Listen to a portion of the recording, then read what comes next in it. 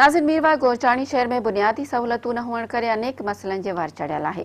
उन हवाले सां ॾिसूं था मुज़फ़र नुहाणी जी ही रिपोर्ट। जी आऊं तव्हांखे ॿुधाईंदो हलां त मीरवाह गौरचाणी शहर 30,000 जी आबादी ऐं तालके जी हैसियत रखंदड़ शहर मीरवाह गौरचाणी बुनियादी हर सहूलत खां वांझायल आहे। पब्लिक हेल्थ डिपार्टमेंट, सिहत सफ़ाई, तइलीम जहिड़े अनेक सहूलतुनि खां पिणु महरूम आहे।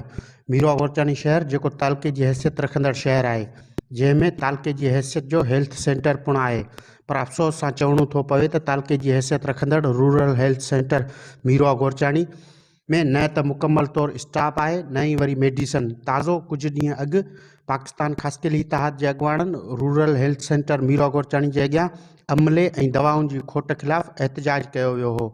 वरी जे पब्लिक हेल्थ डिपार्टमेंट ॾांहुं नज़र कजे थी त कुझु महीना अॻु पाणी जी फराहमी वारियूं लाइनूं लॻायूं वियूं हुयूं, जेके नाक़िस मटीरियल जे करे हंधा फाटी लीक थी वियूं आहिनि। को बि सार संभाल लहण वारो न आहे। वरी जे तइलीम खाते ॾांहुं नज़र थी कजे त तइलीम जे हवाले सां का बि बहितर सहूलत न आहे। हितां जा माण्हू मीरपुर ख़ासि शहर ॾांहुं पंहिंजा ॿार बचा नियाणियूं केतिरो ई ख़र्च करे तइलीम लाइ मोकिलींदा आहिनि। अफ़सोस सां चवणो थो पवे त MP बि हितां जा, MNA बि हितां जा, पोइ बि हिन निंदण के शहर जी मालिकी छो नथी थिए। महिराण TV, मुज़फ़र नुहाणी, मीरवाह।